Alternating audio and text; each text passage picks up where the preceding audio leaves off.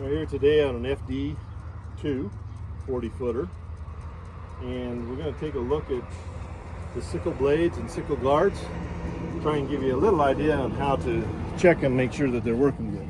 Going to work good. You need to check them every morning. These edges need to be fairly sharp. These ones you can see are worn, because if you go back here you can see the teeth are really pointy and stuff. So there's a little wear, but I'm good with it. This one right here, you can see the end's broken off. That one should be replaced before we go into the field today. And part of it is this sickle guard, as you can see, has been rubbing across the top. It's gotten bent down a little bit. You can take a hammer and hit right here or right here to get them even again so that they're not rubbing on the blades.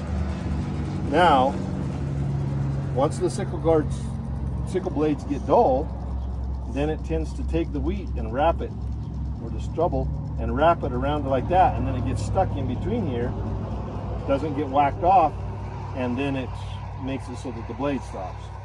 So you want to make sure that you keep good sharp blades. The sickle guards are very important as well, and the gap in here, if it starts to wear this gap very wide, it does the same thing as having a dull blade.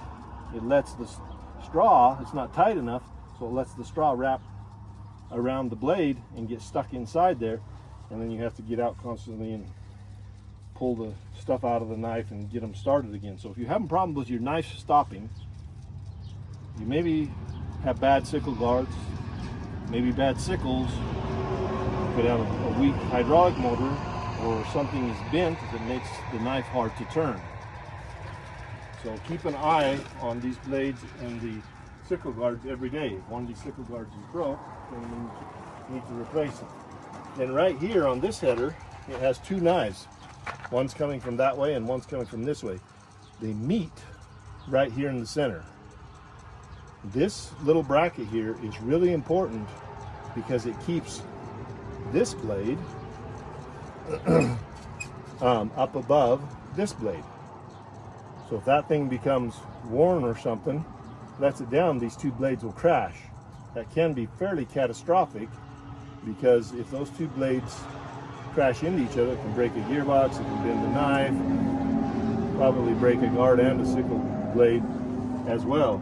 And you'll notice the blades in this section are upside down, so that you keep your curvature there when you slide back and forth.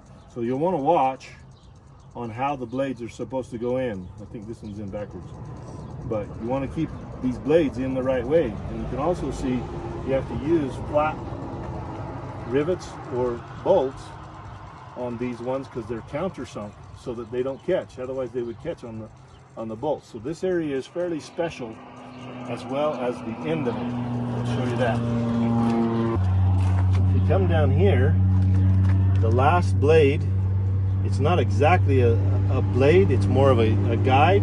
It's a little thicker and it helps keep things. If you lose that blade, this thing can catch on this end and it'll cause it to stop or break something or so on. Beans are mostly hydraulic drive now. It really protects against breaking stuff as much as it used to, because it will stop it. Again, these knife heads are really important. To have good knife heads, make sure the bearings are good, and make sure that you have the right one in the right spot so that you don't hit places like this. This has got that up a little bit, so you'll want to watch those guards. Now we'll just open this and look at the gearbox real quick.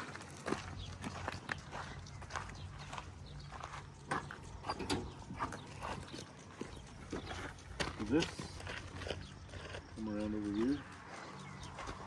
So when you take this on or off, you can see there's a little thing there to guide. So when you come in, when we get that little notch right there, it's right in there, and that makes it come together really nice.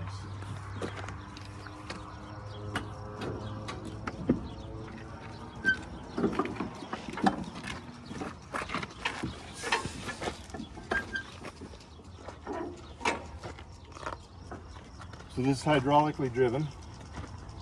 You want to make sure that this gearbox has oil in it.